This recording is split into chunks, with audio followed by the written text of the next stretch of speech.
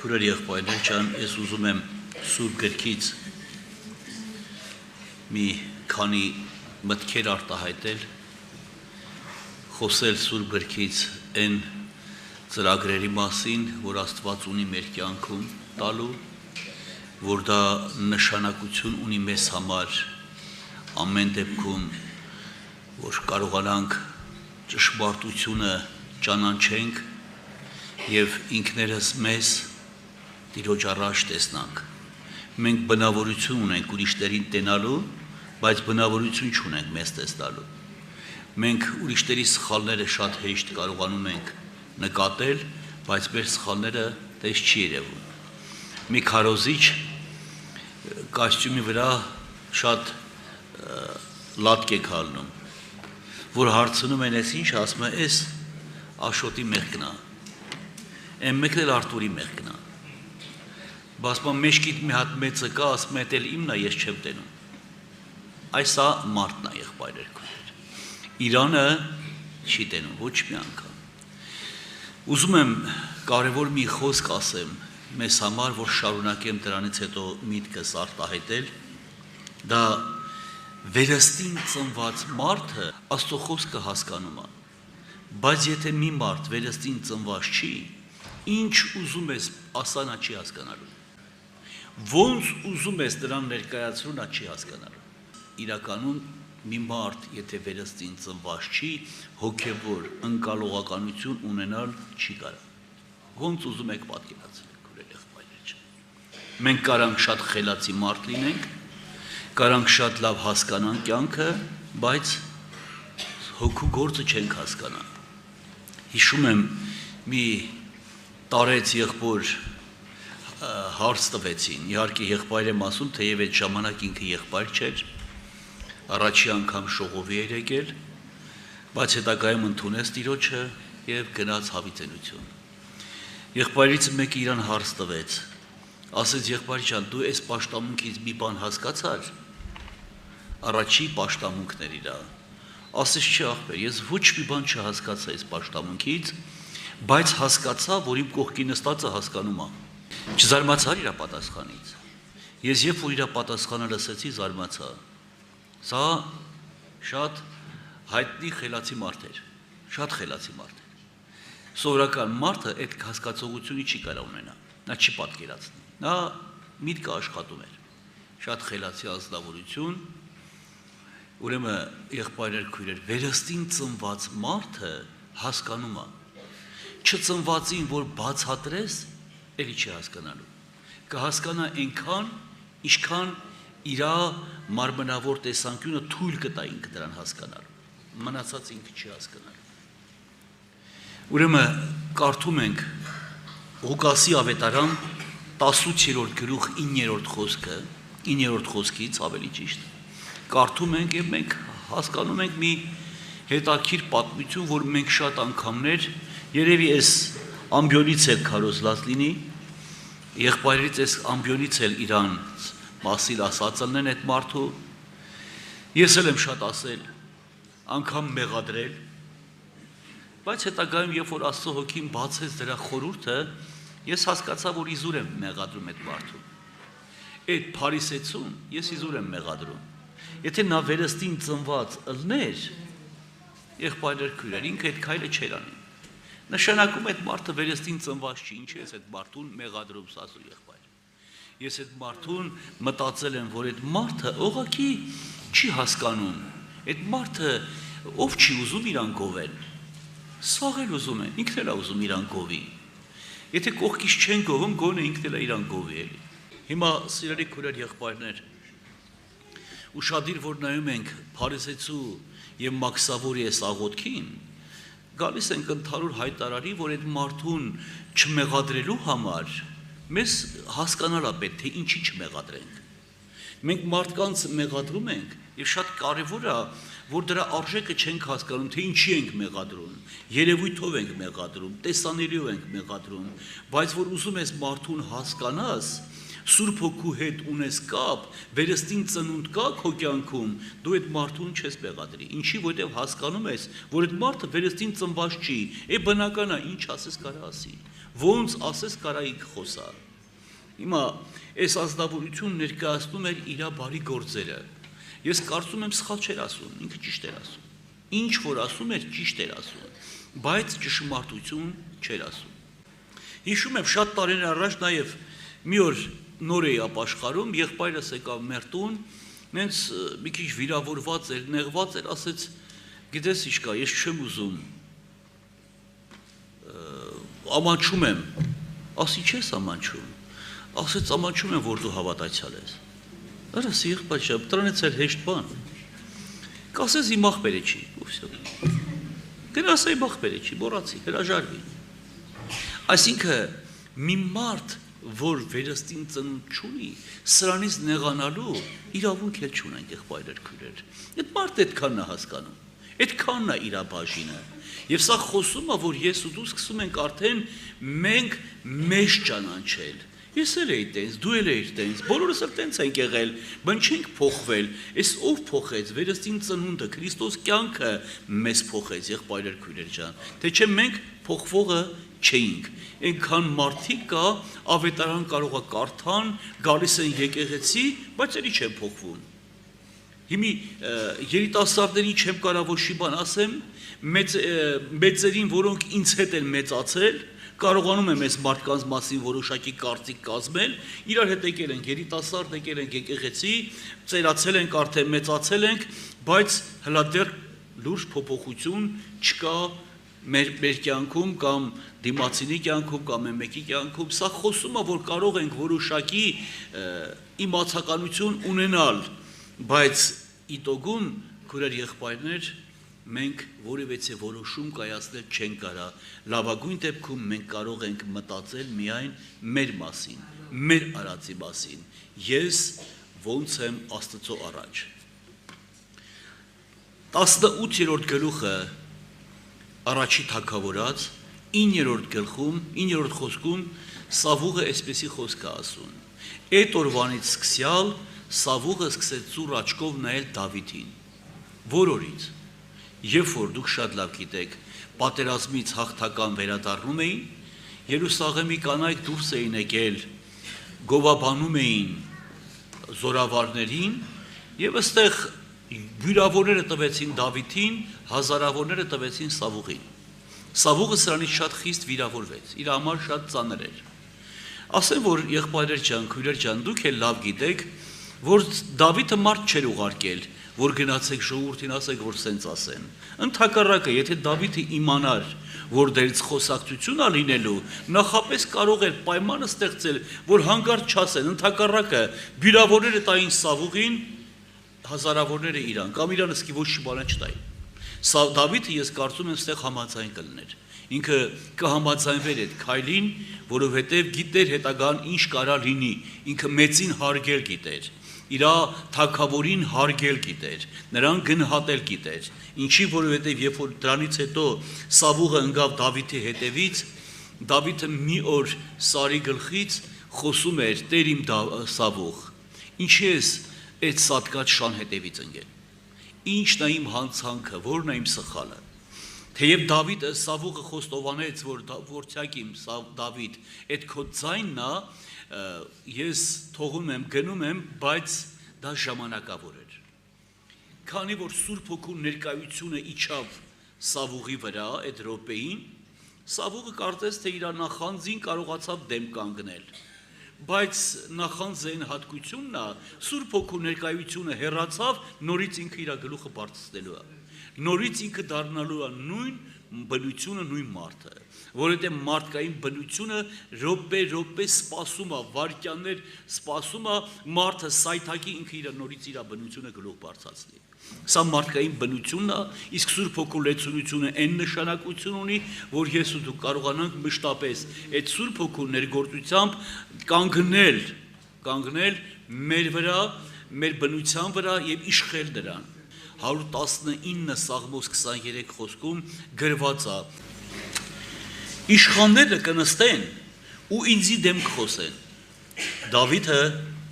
այսպես է ներկայացնում, բայց քո ծառատ քո կանոնույթ վրա կմտածե։ Իշխանները կնստեն քո ծառայի դեմ կխոսեն, իմ դեմ կխոսեն, բայց քո ծառատ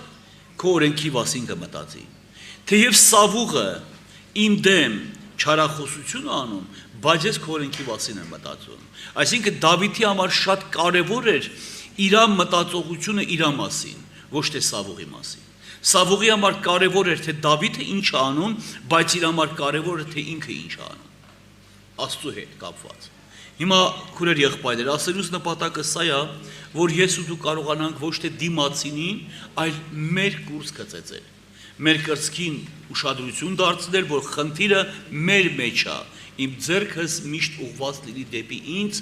ես Աստծո առջև կանգնեմ եւ կարողանամ Տիրոջը ասեմ. Տեր, ինձ ողորմություն արա, ես խնդիր ունեմ իմ կյանքում։ Երկրորդ միտքը քուրեր եղբայրներ ջան, որ ուզում եմ ասեմ, սա այն փարիսեցի Սիմոնն էր, որի տանը Տեր Հիսուս նստած ճաշկերույթ էր անում եւ հանկարծ մի կին եկավ, որը դրսից եկավ եւ սկսեց Տեր Հիսուսի ոտքերը իր արցունքներով լվալ, մազերով սրբել, յուղով էր օծել։ Եվ Սիմոնը չնայեց մի բանի, որ Տեր ողորմություն արա, ես էլի քո պետրապես կարողանամ անել։ Տեր ինձ ողորմություն արա, ես էլ քո ոտքերիդ առաջից չհեռանամ, քեզ փարվեմ։ Այս սա Սիմոնի անելիքն էր, բայց ինքը ներկայացրեց, եթե Տերը, եթե Աստված լիներ, մարգարե լիներ, պիտի իմանար ով է իրան դիպչողը։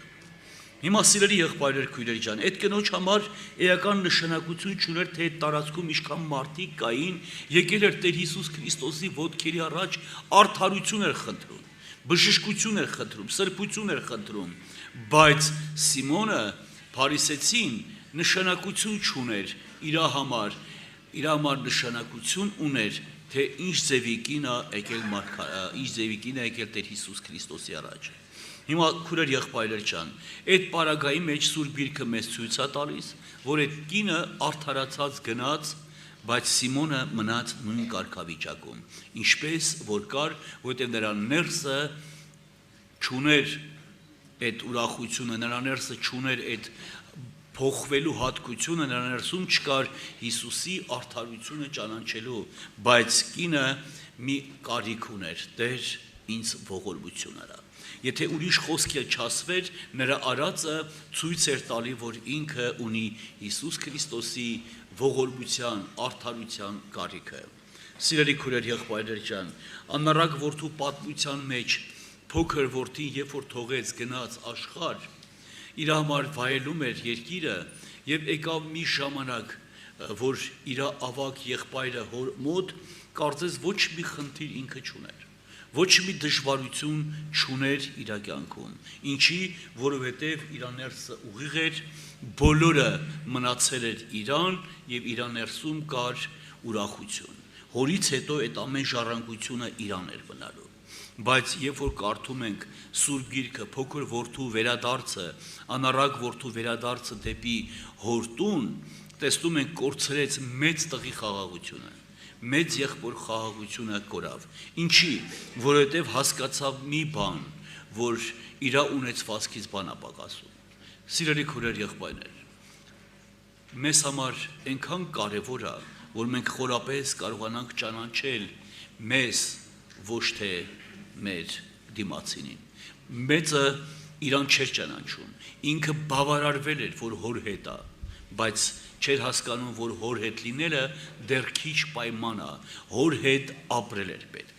Մեծ աղբերը հոր հետ ապրում էր, բայց եղբոր գալը իրան բավականին մեծ վնաս տվեց, բավականին լուրջ վնաս տվեց, կորցրեց խաղաղությունը, ինչի որովհետև նրա ներսի հայացքը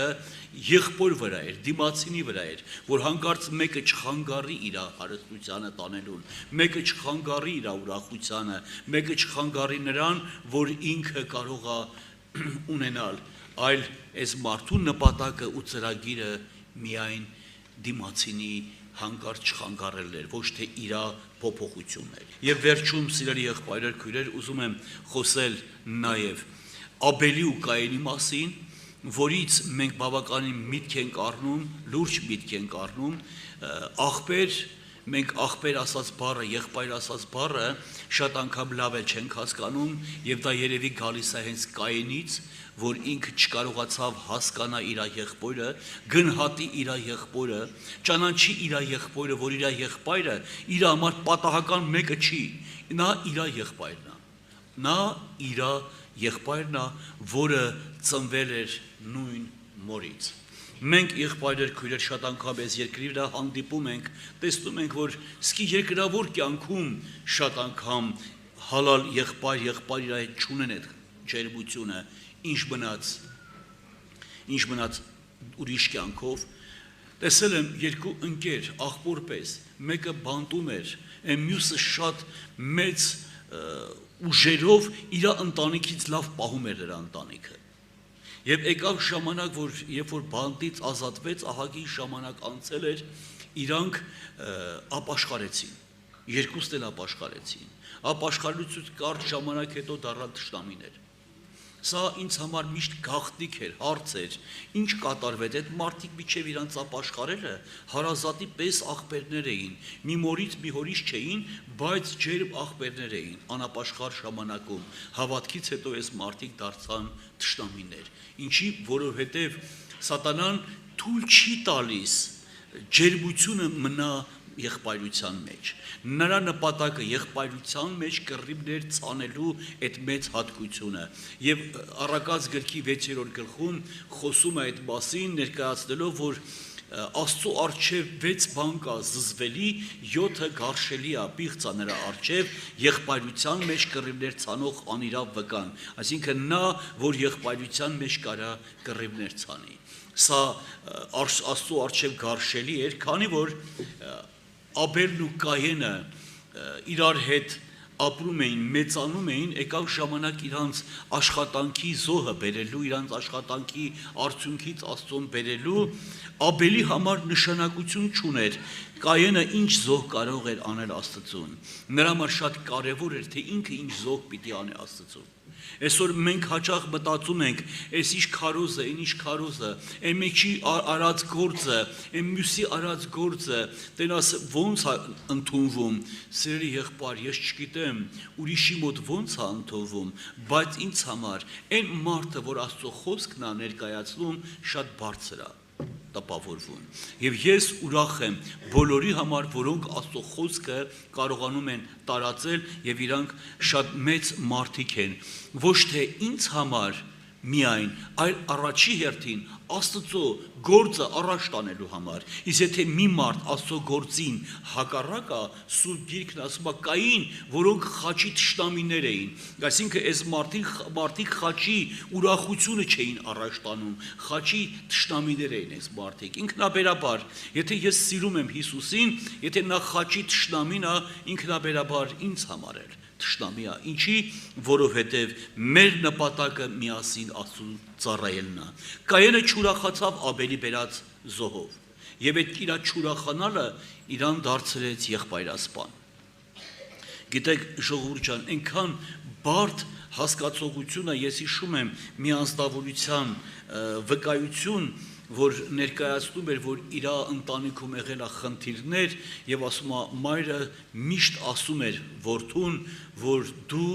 մի մոռանա, նրա հասցեին ավելորդ մի խոսի, նա քո եղբայրն է։ Եվ ասում եկել էր ժամանակ, երբ որ ես ուզում էի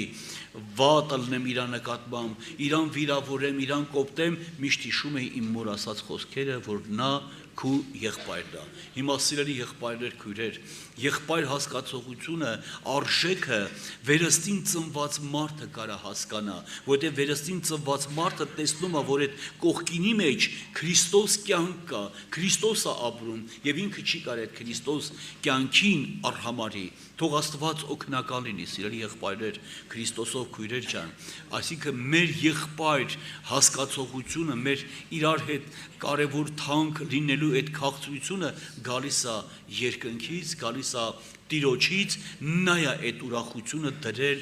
մեր կյանքում, այսօր որ մենք եղբայրներ ենք, Քրիստոսով ենք եղբայրներ, որ մենք ունենք այդ մտերմությունը, դա մի այրուն կա, որ այդ այրունն է մեզ միաբանել, Հիսուսի այրունը, որ մեզ մեկացրել, եղբայր եւ քույր է դարձրել։ Եվ սա շատ կարևոր է, որ ես ու դու այդ պարագայի մեջ ճանաչենք, որ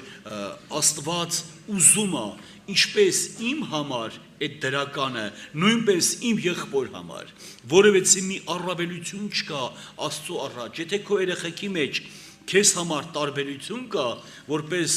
հայր 5 երեխա ունեմ, ինձ համար էլ տարբերություն չկա։ Ես կարծում եմ, իրապես ոչ մի ծնող իր երեխեքի մեջ աչառություն չի անում, չի դնում, այլ ուզում է, որ բոլորն էլ լավ լինեն, առողջ լինեն, իրանց կյանքում լինեն հաջողակ։ Հիմա սիրելի եղբայրներ, քույրեր, ես այդ հոգեբանությամբ սպասում եմ այն օրհնությունը, որ Աստված իմ եղբոր համար է պատրաստել, կամ իմ համար է պատրաստել, ես ուրախ եմ, որ եղբոր համար է պատրաստի, որովհետև մենք Քրիստոսով եղբայրներ ենք, ոչ մի գրամ ավել ու պակասը, սա մեր բաժինը չի, մենք գնանք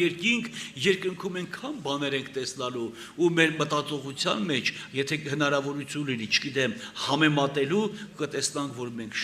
շատ հեռու մտածողություն ենք ունեցել երկնային մտածողությունից։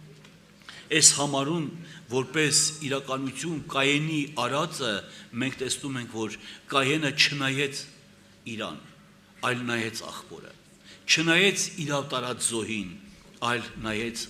աղբոր տարած զոհին։ Ինչ հարց կլուծվեր, եթե Կայենի զոհը փոխվեր, Կայենը սրտի մաքրությամբ այդ զոհը կատարեր, բոլոր հարցերը պետք է լուծվեր, որովհետև մի խնդիր չէր կարա մնա